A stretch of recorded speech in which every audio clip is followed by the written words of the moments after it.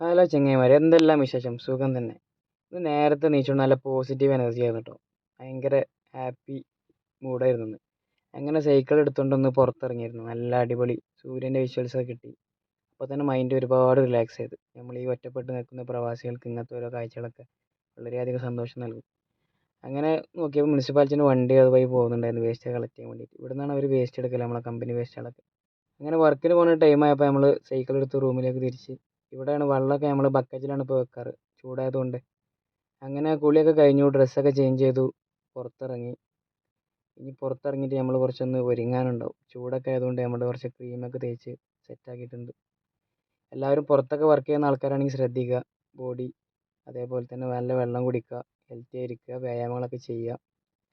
അപ്പോൾ അങ്ങനെയൊക്കെയാണ് എനിക്ക് പറയാനുള്ളത്. അങ്ങനെ രാവിലെ ഫുഡൊക്കെ കഴിച്ച്, രാവിലത്തെ ബ്രേക്ക്ഫാസ്റ്റ് കഴിഞ്ഞ് ഉച്ചയായി, ഉച്ചക്കത്തെ ഫുഡൊക്കെ കഴിച്ചു. ഈവനിങ് ഫ്രീ ആയപ്പോൾ ഒന്ന് ഒട്ടകത്തിനൊക്കെ ഒന്ന് കാണാൻ വേണ്ടി ഒന്ന് ഇറങ്ങി.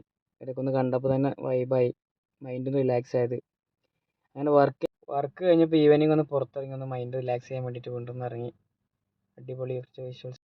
ഡ്രസ്സ് വാഷ് ചെയ്യണ്ടായിരുന്നു, വാഷിംഗ് ഒക്കെ കഴിഞ്ഞു. അങ്ങനെ റൂമിലെത്തി ഇന്നത്തെ വർക്ക് കഴിഞ്ഞു. അങ്ങനെ ഡ്രസ്സ് മടക്കി വെച്ചു. പുതിയ ആൾക്കാരാണ്, ഒന്ന് ലൈക്ക് ചെയ്യണേ.